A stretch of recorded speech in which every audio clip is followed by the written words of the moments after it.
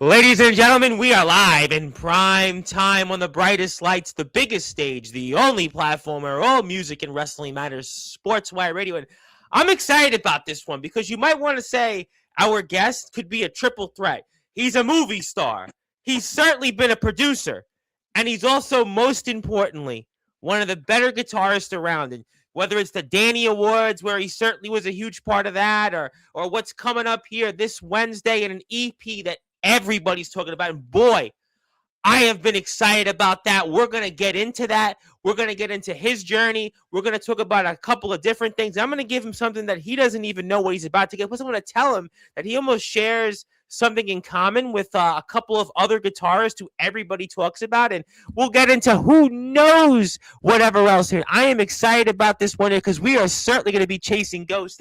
And I know that our guest has done countless interviews, but I do things a little different because, after all, the reason I'm here speaking to you is, well, I'm in the world of wrestling, and usually in wrestling we do not quite a Michael Buffer like introduction, but I'm going to do my best to get to the point. But it is a great honor to have on this man, and it is a great honor to share his story here on Sportswire Radio. So, ladies and gentlemen, let's get this show off here in style on Sportswire Radio, the number one global radio station where all music and wrestling matters. So with that,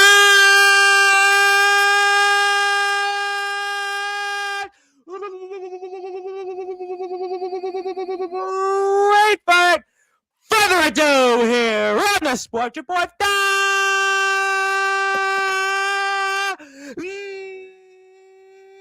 number one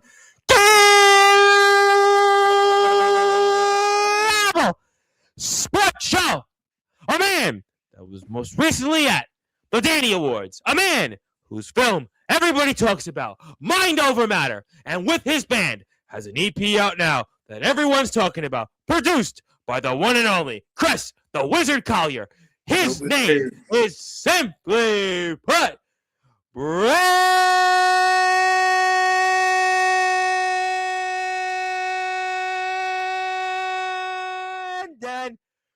Mendenhall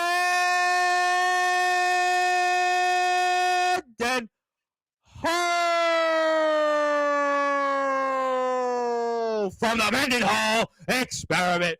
My friend, how are we doing? Dude, coolest freaking intro of all time. I feel like I want to go compete for the title. Well, I'll make you laugh because people. I appreciate that. I'm glad you liked it because sometimes I do these, and you have a documentary that's out, which I'm gonna compare to somebody in the wrestling world. I just interviewed Raven, who everybody knew in ECW and WWE, and I couldn't do my intro with him. He didn't seem like he was pleased with it, but I'm glad you're pleased with it. Although Mark Farner of Grand Funk Railroad was just as excited, so I'm happy you and Mark Farner are in the same category. But I'm not here to talk about me. I'm here to talk about you, sir. There is a lot to talk about here. I'm very excited about this one. I want to thank Sean O'Donnell for setting this up here with the O'Donnell Media Group, and Mr. Brandon Mendenhall for those that are listening and watching here in prime time on the brightest lights, the biggest stage, the platform that you and the Mendenhall Experiment will certainly help to build, Sportswire Radio. Talk to me about the EP that everyone's talking about out now, Chasing Ghost. So, Chasing Ghost, produced by Chris Collier, like you stated, came out, 10 days ago now. Yeah. And it's a collection of singles, leftover singles from our first EP, and then the leftover singles from the second EP. And each era has a different vocalist. Our male vocalist, Mario, and then the female, Elise, who stepped in to kind of hold a place until Mario has recently come back to the band, and we're kind of kicking it back to the old school and reintroducing Mario to the band and the fans, and it's been good, man. I heard the EP, and man, it ripped. I've really been excited about new music recently, which if you would have asked me in the past, I would have said I may not have been. Although technically I know your music's not quite as new, but I've gotten a chance to talk to some artists about some new music, and I'm really excited about this collection. I've put it up here from the band's Instagram page where you can find out more information. Also, shout out to Lucent Records, which has also released it. So you want to make sure you definitely check out the EP. So what is that like then, putting together a collection of singles? I know Seize the Day, everyone's heard that by now. But what is that like then, putting together a collection of singles over the last 9 years and then putting them out where we've gotten a chance to listen to it now for over a week? Well, we've had like we put up these singles devoid from being on an actual album to kind of just feed the audience over the years, in between official releases, and then over time we amassed, a collection of them, but you couldn't come to our shows and physically buy it and take it home with you. And I think as a band, we wanted to put all these songs somewhere in physical format so that you can come to our show and take it home, have it in your collection, have us sign it, all that good stuff. I'm a big fan of like physical Me media. too. I've always loved having music. Yeah, absolutely. I've always been a believer in buying something physically. I mean, it's great that, you've had success on Spotify and other places, but I think there's something to having that physical copy that you can hold. Look at the artwork, the lyrics, the band photo. That was always stuff that I always gravitated to. Yeah, you can see the lyrics, you can see where it was recorded at, who produced the band it. Thank yous, the band shout outs. Yeah, what gear they're using, and really get inspired as a musician and a listener.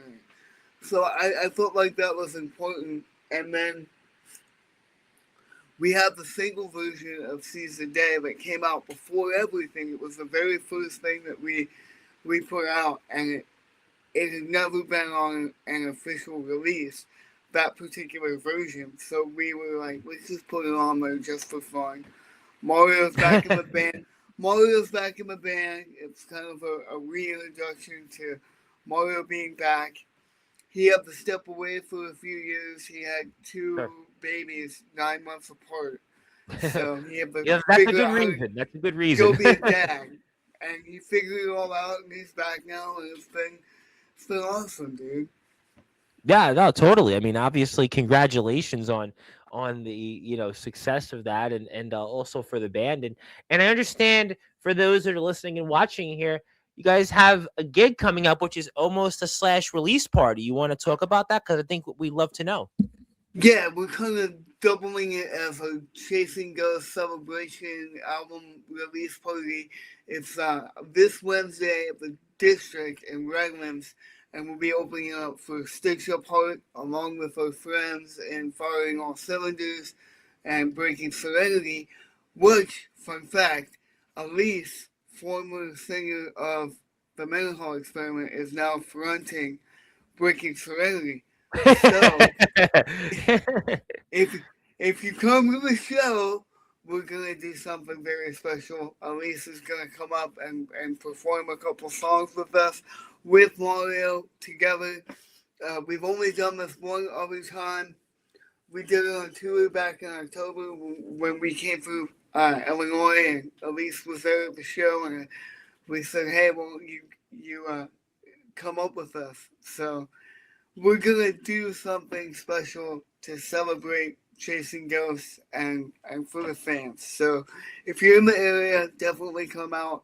It's going to be our last show of the year. It might be our last local gig for quite some time. It looks like we might be doing a lot of stuff overseas for 2026. Yeah, a lot of people are doing that. I just had on David Ellefson, who's been in Europe for weeks and now is going over to Argentina. And that's obviously a big thing because the music scene, I mean, it's almost like it's bigger then than it was here, back in the 80s and 90s. So I think that's a great opportunity. So I guess then I'll segue into it then, since the year is already almost over and we're going into 2026. It's crazy how time flies. Is there? Yeah, I know. It's crazy. I mean, can you believe it? Like this year went by like that. Like I don't want to believe it because it does feel like yesterday I was speaking with WWE wrestler Rhino to start the year. We're almost ending the year with you. So it kind of, it's been a wild year. But, I have to ask because it's almost a great segue, as I stated prior. Do you have any goals for the band in 2026? What would be the goals for the Mendenhall Experiment? The biggest goal on our plate for 2026 is we're doing a full-length album with Okay. Mario at the helm on vocals, with Chris Collier producing, and if everything lines up, it looks like we might be recording it at Corner HQ. Okay. Wow. So I hope that comes through, just for my own personal, to be able to go there and use all that board and all that outboard gear. Awesome. I don't blame you. I don't blame you. I would agree with you on that. And Chris, at this point, Chris knows the room, so I want Yeah. to go and record where it's gonna make sense. So hopefully it works out. But full-length album coming from us, and we're at least gonna complete it in 2026. You will see some sort of a new single from us in 26, maybe a music video or two. I don't think you'll see the full album release next year, but you will see it probably first or early second quarter Of 27. 27. Yeah.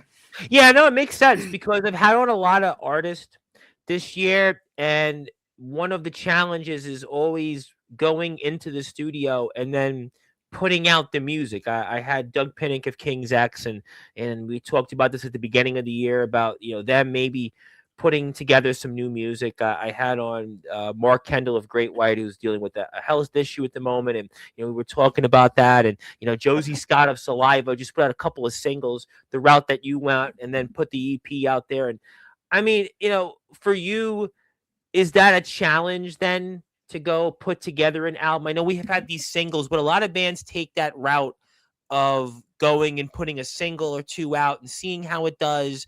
You've had a lot of success, obviously, in the past, certainly on Spotify and Seize a Day. The video itself has got, I don't know, 40,000 plus views by now at this point. But is it a challenge for you then as a musician now that you're making that transition to putting together an album?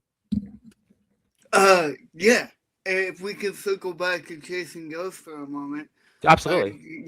Chasing Ghosts was a challenge in itself. There was a point where the entire EP was on our desk, and Elise was on the entire EP, and it was her record. And then she decided to go a different direction and leave the band. She wanted to step away. She wanted to buy a house. She wanted to do music her own way for herself. Right. And then so we have this record, and we're like, well, what do we do? What do we do now? What do we do with it? Like, and then it's like, there was a time when I thought Chasing Ghosts wasn't gonna see the light of day. Like we have our artwork done, we have a back cover done, we were ready to drop it, and then everything just kind of turned 180 on us. And I'm like, we gotta go back to the drawing board. So that's when I came up with the concept of, let's take the two remaining songs with Elise. We took one song and we held it. And then we're gonna strip her vocals off and just give it to Mario flat. And that'll be on the new record. I'm not gonna tell you who the guest appearances, but we have a really big guest appearance on don't do that on my platform because I get a lot of wrestlers on also, and it's always like in wrestling, one of the things is like don't spoil the surprise because people really freak out about that. So yeah, if you could, don't tell us. We'll find out. I'm sure you'll come back on and we'll talk about that big surprise, but yeah, don't spoil it. So then I had to just kind of rethink the entire release. How do we make it work? Right. How do we make it like putting two singers on one album? How does that work? And then that'd be like putting Sammy Hagar and Eddie and David Lee Roth together on a Van Halen record. I don't know if that would be a good idea. I don't know, man. You tell me. Like honestly, does it work? Is it weird? Like, I don't know. I mean, somebody showed me yesterday an AI thing of Sammy Hagar and David Lee Roth almost as I think it was Mortal Kombat characters. So at this point, I mean, who knows? Maybe it could work for you guys than having two singers on the same record. Who knows? Maybe. so, so I was like, well, let's just call it a singles compilation. That way we can put up remaining stuff with Elise. We can put up the singles that we did with Mario, and then have all of 2026 to focus on the new album. And I think that was the game plan. But back to your initial question, is it a challenge putting together an album after we've done 3 EPs? Yeah. Yeah, yeah. I think so. I think I've hit that point in my career where when you first start out, it's like anything that comes out of you as a musician could potentially go on the record. And Yeah. now we're 3 releases deep, 3 albums deep, or 3 EPs deep, and like I'm second guessing everything I write. Like all the lists and stuff, I'm like, oh, we did that, or that sounds like prosthetic, or that sounds like Seize the Day, or that just doesn't. It's too, as Metallica would say, it sounds stuck to my ear. So a lot of that going on.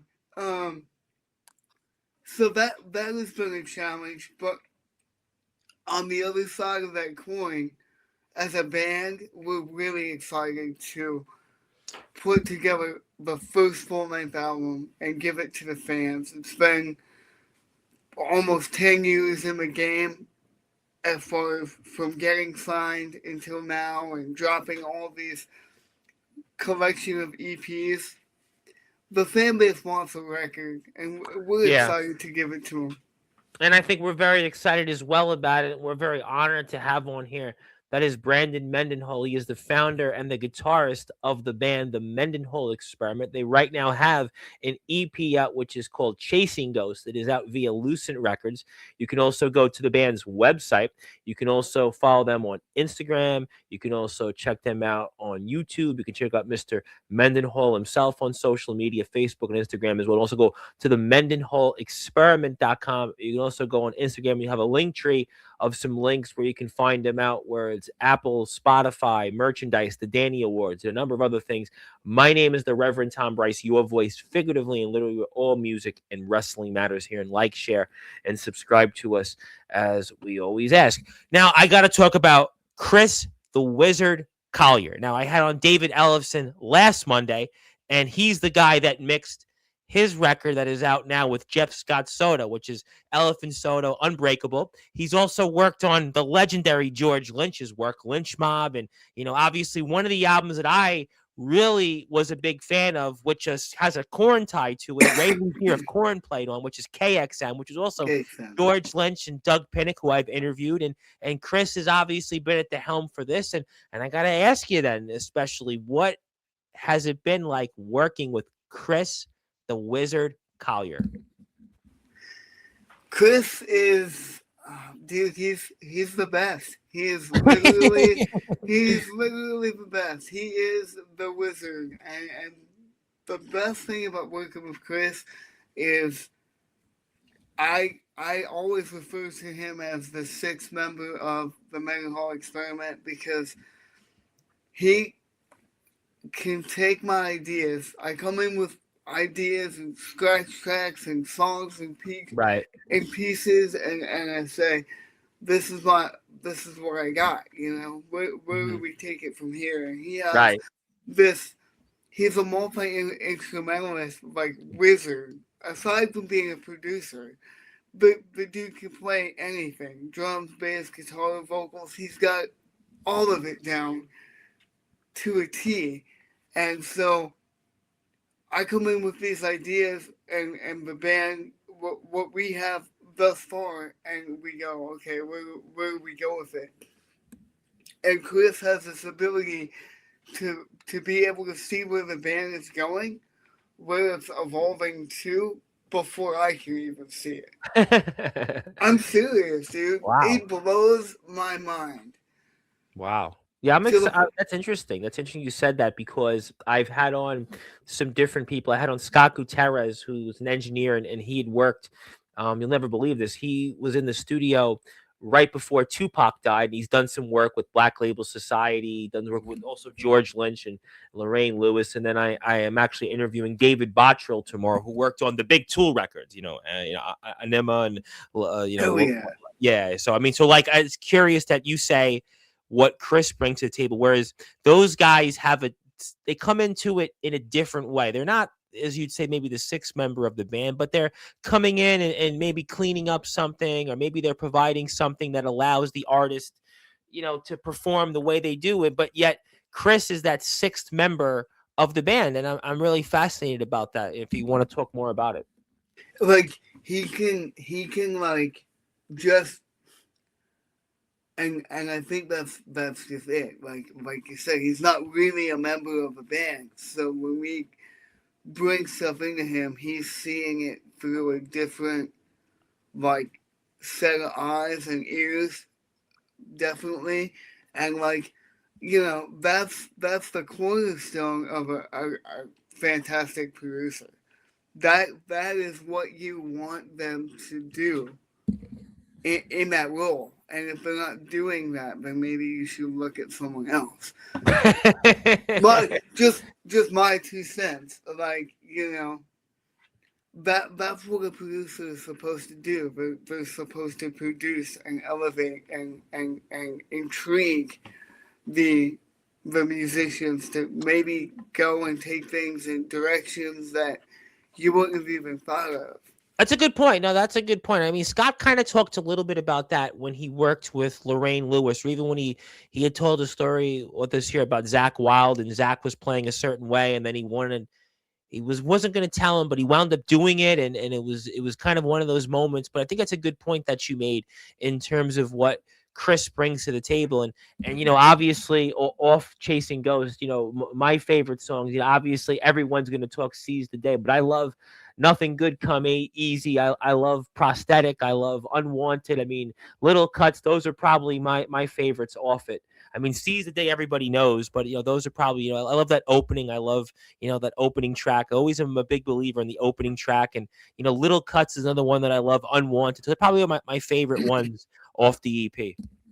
I think Little Cuts is probably, aside from the fan favorite being Seize the Day, obviously, but Yeah, yeah. Little Cuts is my favorite on the Chasing Ghost EP. It was one of the first riffs um that I kind of came up with for the band, Mhm. and because Little Cuts used to be a song called Seven years Okay. and years and years ago, and it was on the Mendenhall Experiment EP that doesn't exist uh, anymore. I done when I first created the band. I put out a 5-song EP via the band's website. It was called Return to Chaos, and uh, Mm.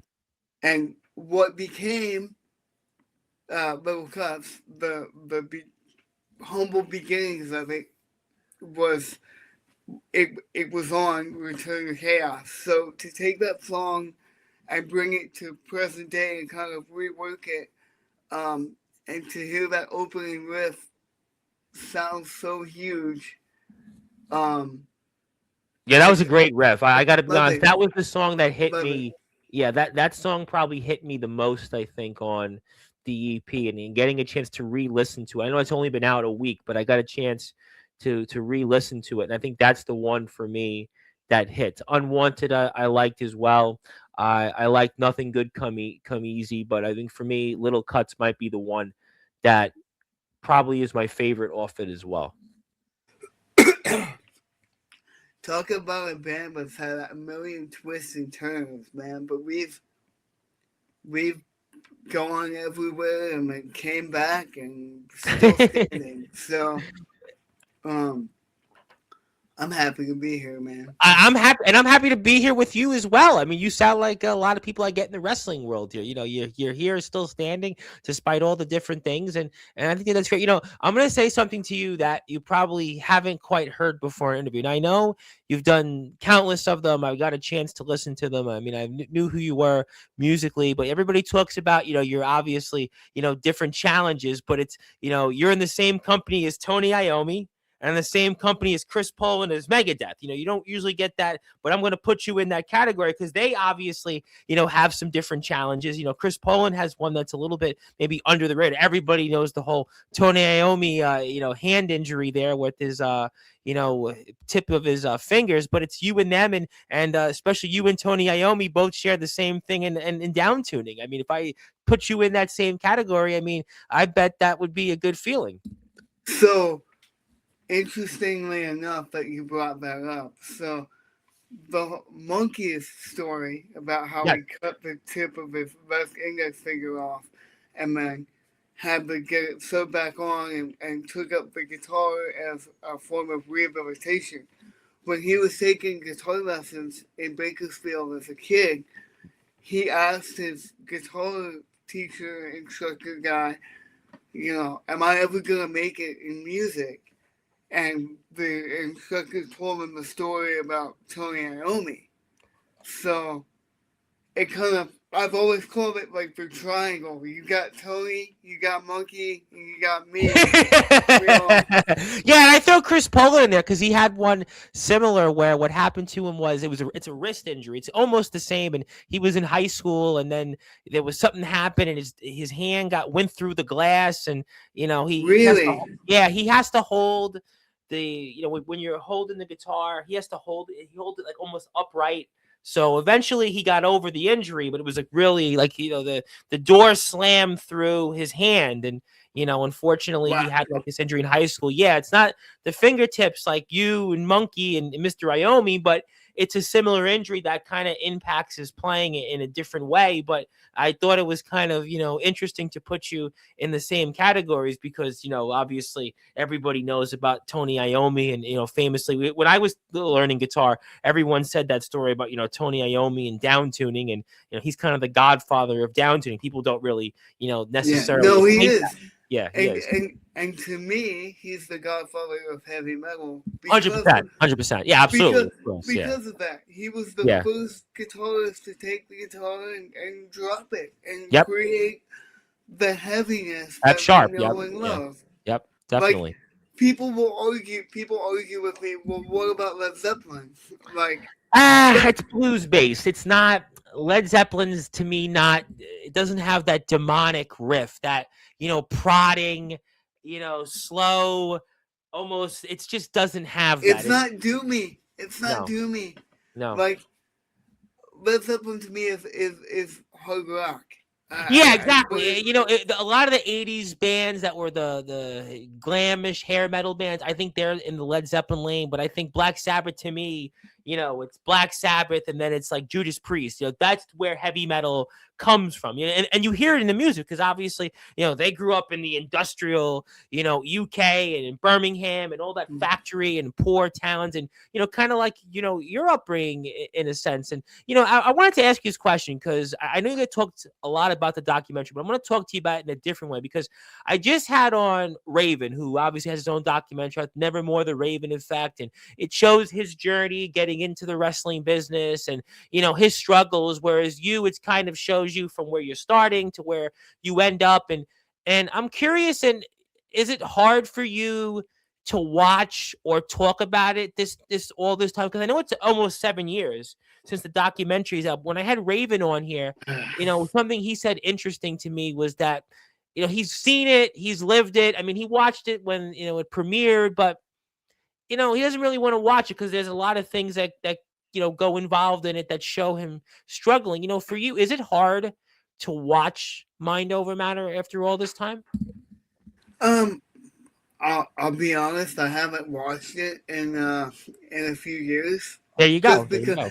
just because when we made it, I watched the first 37 unreleased cuts of it, Yeah, and that's over then a decade ago now. I mean, it's over a and, decade. and then and then when we first put it together, and we got the final cut, and then we toured all the way across the country from one coast to the other, and doing film festivals, and then they sent me all the way to Moscow, Russia for film festivals, and then so every time we were at a film festival, I sat and watched the film with the audience. So I've watched it probably 100 times or more, and I just I what kind of person sits around and watches a movie about themselves? Yeah, no, you know what? That's a good way you put it because I mean Raven put it in a different way because obviously, it's a little different because it shows him on the way down. You're obviously going through everything. It's a different perspective and he went through other things. I think it's a good point that you made overall is why would you want to watch something that you're a part of and you live through? I hadn't thought of it that way and maybe that makes sense. But by the same token, is it hard for me to watch? There were particular scenes in the film that were extremely hard for Yeah. me to watch. I'm Like sure. Yeah, I'm sure. like when we showed the footage of my grandfather's funeral, and I'm talking about Yeah, I remember that part. I you watched. know those moments right as he passed or before he passed, and the days after that, I would actually during the film festivals, when that scene came up, I would get up and walk to the back of the theater and basically go out in the lobby Mhm. for a few minutes until that scene passed, and then I would come back in. Mm, Um, got that. I think I've gotten past that part now. Um, Now I cry at the film for different reasons. At first it was always the scene with my grandfather that got me really just choked up and emotional. But as time went on, it shifted towards the ending sequence where we play Aftershock 2016, Yep. and Monkey is you know, hugging me and telling me how proud he is of me and my accomplishments during the corn show, and then he smashes the guitar and presents it to me, and that really gets me now because it's dude, I'm doing it. Not I did it, but I'm Well, you did it. Yeah. continuing Yeah. to do it and achieve Right. everything that I've wanted to do in music. It hasn't been easy at all. How many different lineup changes, and chasing ghosts is a testament to that. That's why I named it Chasing Ghosts, because I always feel like I'm chasing maybe something that's not even there Yeah, at a you particular exactly. juncture. It's like the wag the dog. I mean, I get it. I totally get. Speaking about things that you've achieved, I actually want to share my screen while I have a minute because I want to give you something. I know you do these all the time, but it would be my great pleasure to share my screen because for those that are listening and watching here in prime time on the brightest lights, the biggest stage, sports, we're putting the Mendenhall experiment into my Hall of Fame. So Oh congratulations. wow, Yeah, I'll give this to Shauna, and you are now a Hall of Famer. So I know you've done a lot, movie star, rock star.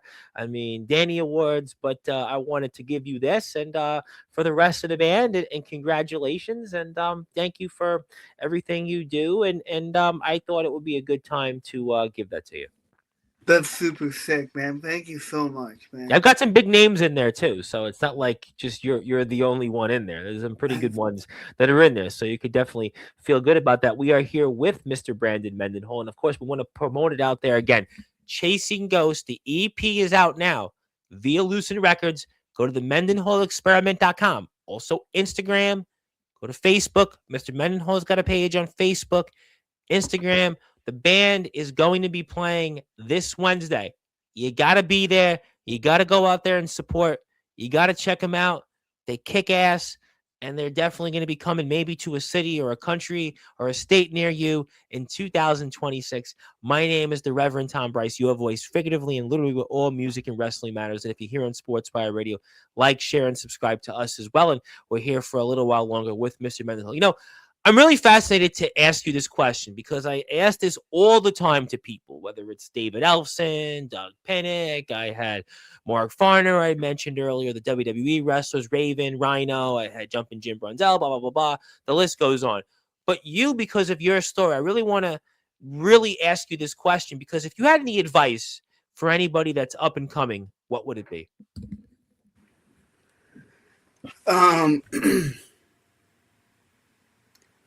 Be careful who handles your money. Be careful.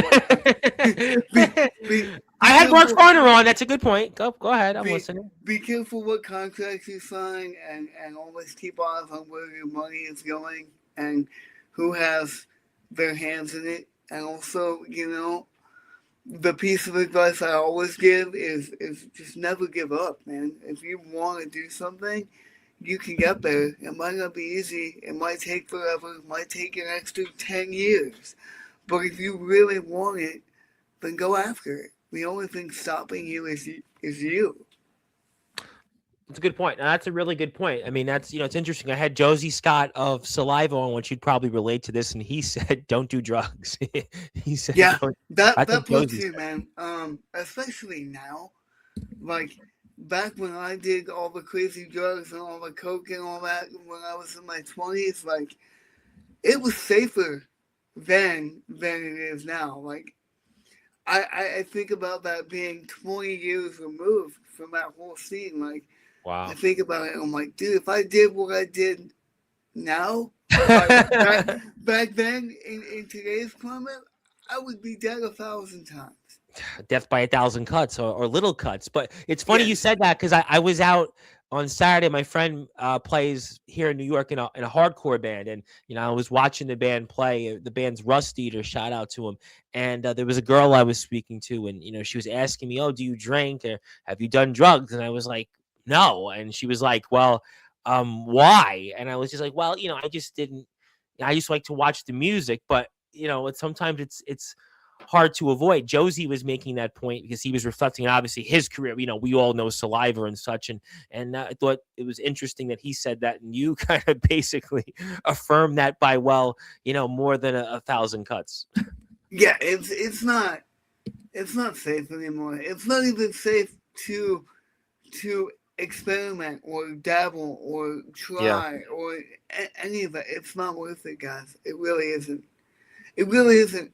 And the whole climate of always having to have a drink in your hand to be social and like that's a slippery slope too. Yeah, I remember that too. Because I'm probably a little younger than you, but I do remember like when I was in college about like 15 years ago, and it was like anytime you went somewhere, it was almost like they looked at you. And I don't drink, and people would always look at me funny, like I was like the odd duck because I didn't drink. Now, I didn't go out much. I didn't go out that much. When I did, I just never drank. Even on Instagram, like I said, I went out to see my friend's band play, and my friend who's in the band takes a photo and I have a soda in my hand, not a drink. But I never drank. I never smoked. Or did anything. Man, consider yourself one of the lucky ones. Like, and no, I'm serious, and that's how you gotta look at it because, like, dude, not a lot of people can go through life and do it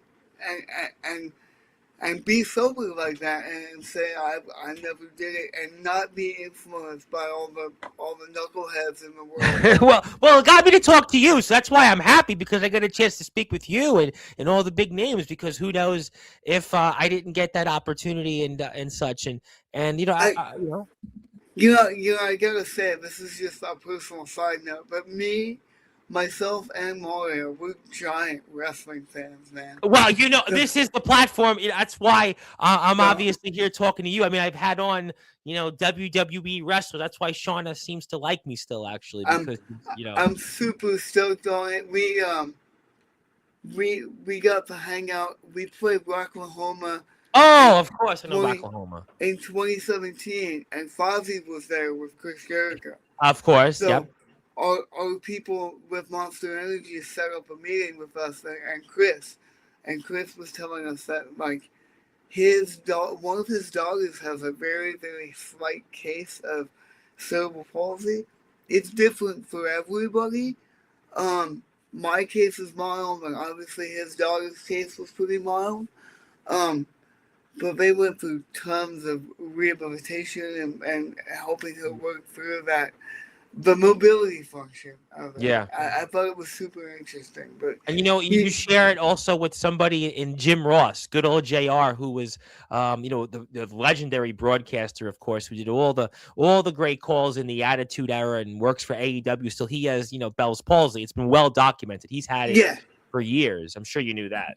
yeah, that's where he got like well, he had a stroke too, yeah, Yep. but it was Yeah. like over accentuated, and Yep. that's why the one side of his face Yes. is Yeah, they took him less. off commentary a couple of times. It was famously he was actually off it for like for several months. The first time he had it, and it was like, I mean, it was really kind of sad because they turned it into a storyline a little bit. They got a lot of backlash from it. I This was years remember ago. I remember that. Yeah. It was kind of strange. It was very tacky. Vince McMahon did a lot of tacky things, but that really was one of them. And he did a lot, and there's no question. But that one, then in that era, which was kind of like the Wild Wild West, 25 years ago plus, they did it a week and they dropped it because it was like it was too far. It was just way too far. It's like that. I always think back to Vince and doing wacky things, and when Undertaker, before he became the Undertaker, he was like, "Man, I got this call from Vince," and I was like, "Oh no, am I going to be the Eggman?" Yes, yeah, yes, that is certainly true. Yeah, definitely. Yeah, that you just never know there. I mean, you just never know with wrestling. Yeah, I mean, that's kind of my hook into bands like yourself. I've had on, all the different wrestlers. There's such a crossover between rock and wrestling, and you kind of fit. You guys should play with Fozzy. Fozzy should take you out on tour. I mean, that's Dude, that would be sick. So yeah, Chris, if you see this.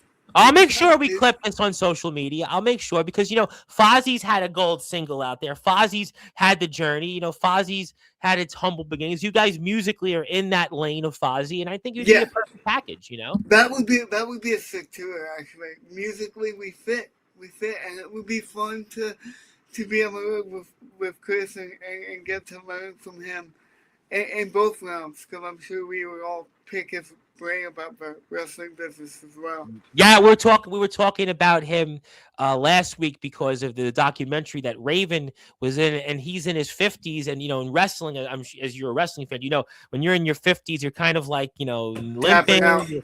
Yeah, and this guy Jericho looks like. He looks great. I mean, he looks like he hasn't aged a bit. He's got no issues, no nothing. And, we were talking about that earlier in the week with one of the guys that was in the locker room with him, Sick Boy of WCW and Ravens Flock. And he said, well, Jericho, to your point, he never really did drugs. He never, he always kind of stayed out of that lane. Yes, that's why he kind of had the longevity, But I want to throw it out there. I want a package, and I want this out there. I want Shauna to work on this, but I think the package should be Fozzy, also Josie Scott of Saliva, who have another band that I think you fit in the lane with, Josie Scott, and the Mendenhall Experiment. I think that would be a wonderful idea. What do you think? That would be super sick, and we have the same booking agent in Satellite Touring. Yes, I know Satellite Touring. Yes, as Josie Scott right now. So, yeah. I mean, that might not be actually far-fetched. Like, that would be freaking sick, dude. And he just started doing some dates this year. He has a couple of new songs out already. And I know when I had him on a couple of months ago, he is going to be playing a lot coming up in 26. So, I mean, there you go. What a package that would be. I mean, that's a great package. I think I heard that he's fighting to get the rights to the Saliva game. Yeah, that's a big thing. We really didn't talk about it on here. Yeah. And if he gets it, it's going to be a game changer. But I think he deserves it, honestly. And I hope he gets it. Me too. No, I think that, it's always, as we're here with Mr. Brandon Mendenhall, of course, the founder and the guitarist of the band, the Mendenhall Experiment, for about 15 more minutes. My name is the Reverend Tom Bryson. Please follow the band on Instagram. You can check him out via Lucid Records, Chasing Ghosts, the EP. Also, go to the band's website, merchandise store, Facebook, you name it, they're on the platform. Support them, and we're here with Miss Mendenhall. Yeah, but it's crazy to me because in Saliva right now there isn't any original members, and they're carrying on with the name, and yet Josie can't. He's got to call himself the original voice of Saliva. It's almost like years ago when there was two Great Whites, there was two LA Guns, and I don't under that. That's where it's like you said about the politics. That But I wanted to ask you this question. And I'm curious. I know you've done a lot of different things. You've been on stage with Korn. You got the film. You've got the EP. But is there one or two moments in your career that stand out most? Oh wow! In a career where I've had so many of those, man. Yeah, you've got a lot of. That's why I wanted to ask you. I will tell you one particular moment stood out to me in this interview. We were talking about the correlation between myself and maybe Tony Iommi, although I don't even feel like I fit in the same sentence with him. It's okay. We were playing a gig, I think it was 2018-ish, at the Viper Room here in Hollywood. And that was where River Phoenix died, if I'm not mistaken. Correct. He died right outside of the payphone. He was inside the club and made it to the payphone. However, so we were doing this gig at the Viper Room, and if you've ever been there, they have a curtain. It opens and closes at the beginning and ending of each set. So we finished the set, the curtain came down, and this guy lifted up the curtain, this old guy, lifted up the curtain and shook my hand, and he was like, you're an amazing, you're a badass guitarist. You're awesome. You're so good. And I was like, oh, thank you. I shook his hand and thank you so much, and kind of went back to wrapping up my gear, because it's always throw and go at the Viper Room. Get your stuff on the stage and get off. I just saw it when I went out here locally, watched my friend's band play. You end, and then it's like, okay, there you get out. Get on, now get out. Yeah, it's like that. So my buddy is head of security at the Viper Room, and he goes, dude, you know who that was? And I said, no, who was it? And he goes, that was fucking Bill Ward. Whoa! And I was like, hold on. Bill Ward, drummer of Black Sabbath, Bill Ward? Like, godfather of heavy metal, Bill Ward? Yeah. Bill Ward in a band with Tony Iommi, Bill Ward? And that just added so much more gravity to what he actually said, because it's like he's in a band with Tony. I know. The original disabled guitarist. So if he's complimenting me, and then he doubled down on it outside of the club. He caught up with the whole band. And I was like, that's it. I'm done. I can retire. I can die a happy man. Like, literally nothing cooler than this is ever gonna happen in my career. Like, he created the style of music that we're playing. Absolutely. No, listen, Bill Ward, I mean, he is the Bill Ward, and Bill Ward's always, a cool guy. I'm gonna add one bonus moment for you. Obviously playing with Pantera and Walk. I think that's for me one that I'm gonna throw in there for you. I think the Bill Ward story is epic. I think obviously the Pantera situation was, dude, that was like living in a movie. I remember performing, and my memory of it is like snapshots of like the crowd and what was all happening. And at one point I turned a quarter of a turn and I looked behind me and I saw the sign on fire and all the pyro going up, and I thought to myself,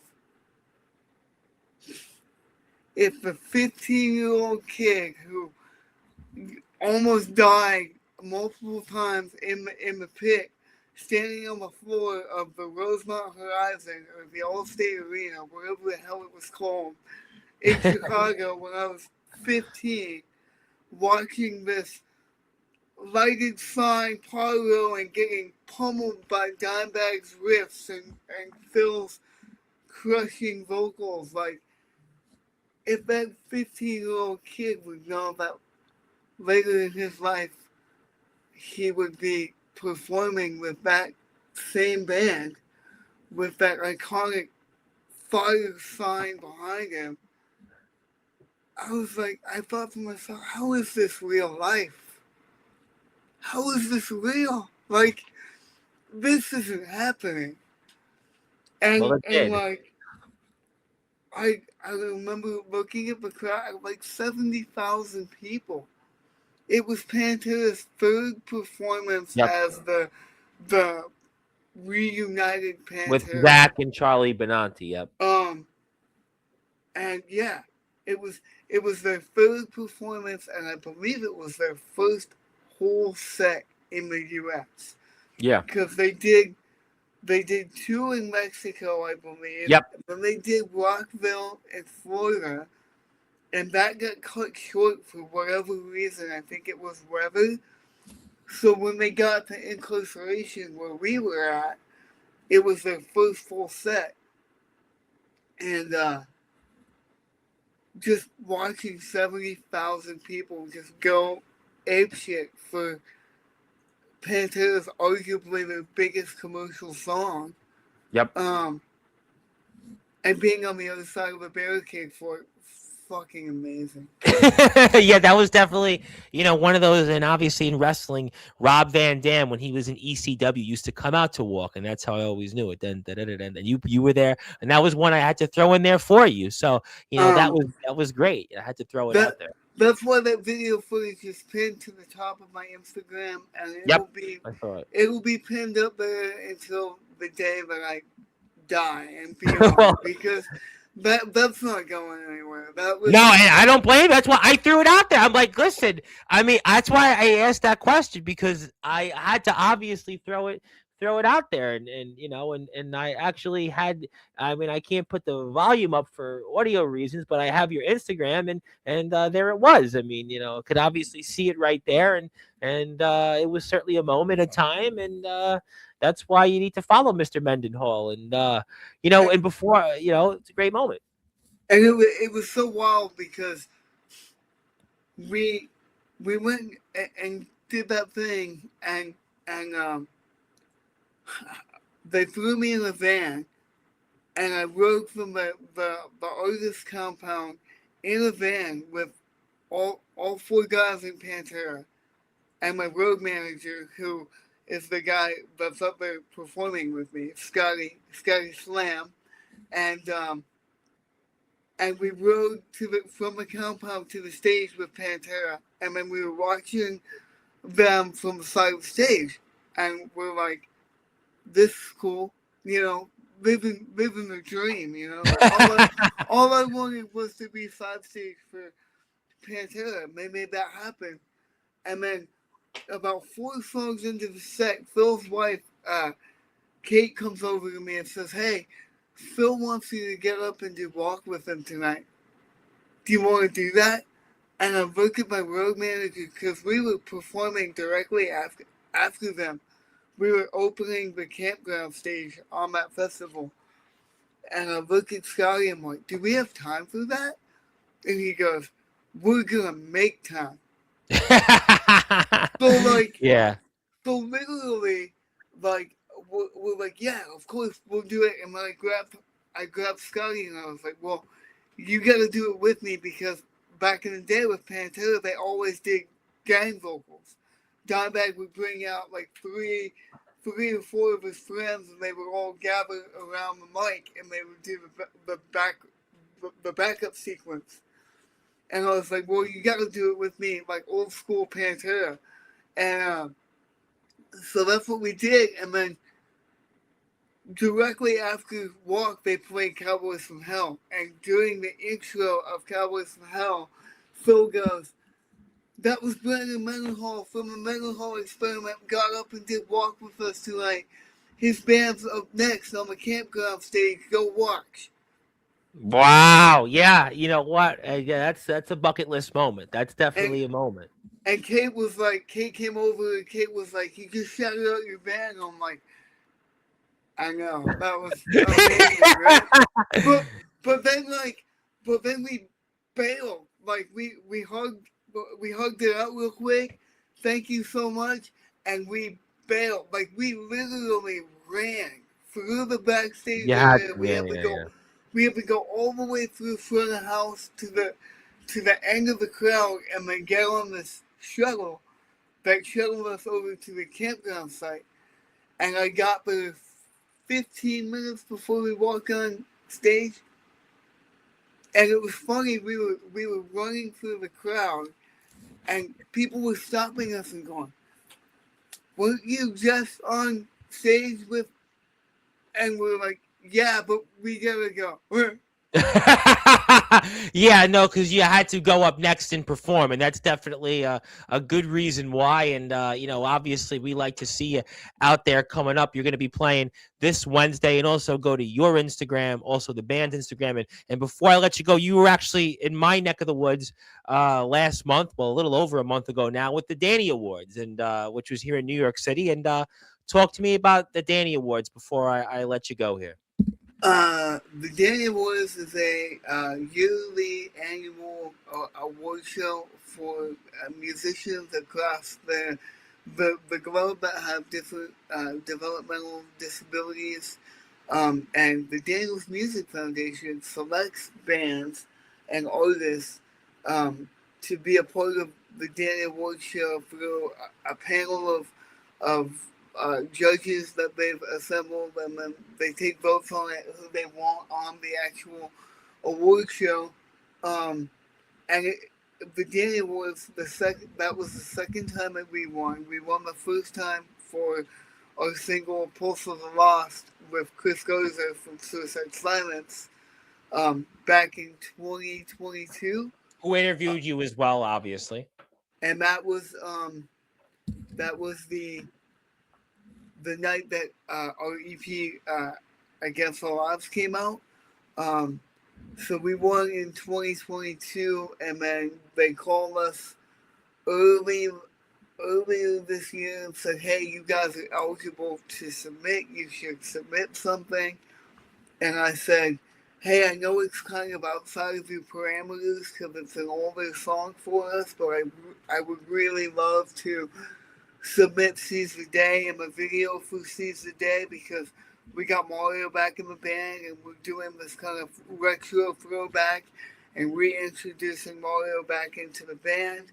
And I feel like Seize the Day is the quintessential anthem for disability awareness, fits with your program, what you're trying to accomplish with the Dannies." And they agreed, and we won the award, and we got on and we flew back to New York City and got to perform to a sold out crowd at Town Hall right there in Manhattan.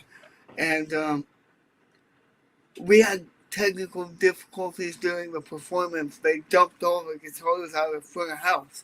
So if you saw it on the live stream, it wasn't supposed to sound like that, but sometimes. Yeah, technical difficulties. No, technical But cookie difficulties. crumbles like that, you know. Yeah, no, it's certainly understandable. I totally I'll get it. And if you do, before we certainly get off here, I have the poster for it, so I want to put it up here now before we start, because it's very important we support those who support us. And the band's going to be playing this coming Wednesday, and they're going to be playing here once again at the District. It is a very metal Christmas party, and you can certainly see that there. Stitched Up Heart, as we talked about earlier, and you can see the band there. If you want to go out and buy a ticket, go and check out the band's Instagram page. Check out Brandon's Instagram page. Also, check out all the bands that are performing. It's going to be great. It's also attackentertainment.ticketspice.com, backspace, a whole bunch of things. See the post here that I'm referencing on Brandon's Instagram page, and you can check it out. It's only $12. I mean, think about that. Only $12. Get all those bands for $12. You can't beat it. Listen, you know what? I tell people all the time, whether it's live music or a live wrestling show, go out to dinner, go out to the movies, go out and do whatever. You're spending 10 times that in many cases, or even more. This for $12, you can't go wrong. So And make sure you get out there. and right now, if you buy a ticket, it enters you into a raffle to win a signed guitar from the members of Stitched Apart. It was a stage used, performed with instrument that they've offered up to, and they signed it, and they'll do a meet and greet with you. If you buy a ticket, you get the raffle, and you win the guitar, you get to hang out with the band and take it home, hang it on the wall, play it to your heart's content. This is Sell I it. get I you don't know. quite a deal. It's unbelievable. It's yeah. I mean, listen, I wish I lived near you guys. I'd love to go and watch. I love going out and watching live music, especially now that I get a chance to talk to people I've interviewed. So yeah, definitely yeah, check it out, and hopefully you'll come up to New York City next year, and I'll get a chance to watch you guys and meet the band, and that would be a lot of fun and a great honor. But before I let you go and give you closing thoughts, is there anything else you want to plug, share, or say before we close the show tonight? Well, yeah, I just want to double back to Daniel's Music Foundation. Since you're New York based, I they am. are a New York based 501c3 charity organization, um, and they're primarily focused on giving music lessons to kids and adults with developmental disabilities. They have a actual brick and mortar um, building foundation right in Harlem, and they provide music lessons for free. You can go on and do the online courses for free, or you can go in person if you live in the area and can afford to get out there. Go and do it, man. It's unlike any other place I've ever seen in my life. To have something so hyper focused on teaching music to those with disabilities to the extent of that they have 3D printing machines on Wow. site. So if they have to design something adaptive for someone that needs maybe a little extra assistance with an instrument, they make it right there in house.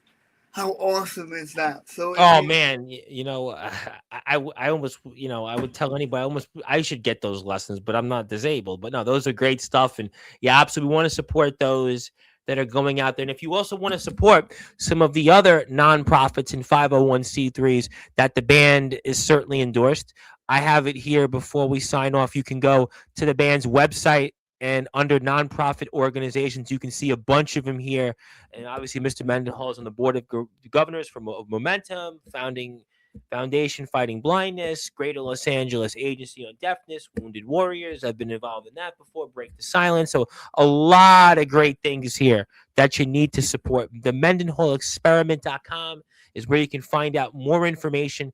And before we sign off, it's important you go out there. Chasing Ghost EP is out now via Lucent Records. We know Wednesday at the district. We've been plugging that. You got to go out and support the band. They're killing it.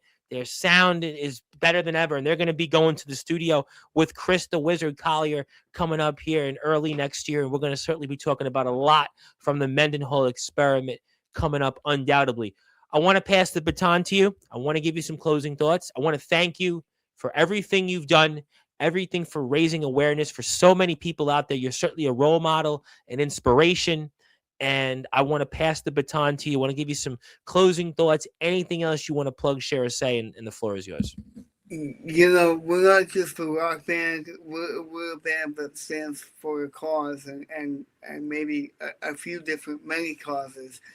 We're trying to make a difference in the world with our music and our message and our movement that you can do and say anything that you put your mind to. It truly is mind over matter. If you want to go get something, go go get it. Figure out how to make it work for you and don't stop.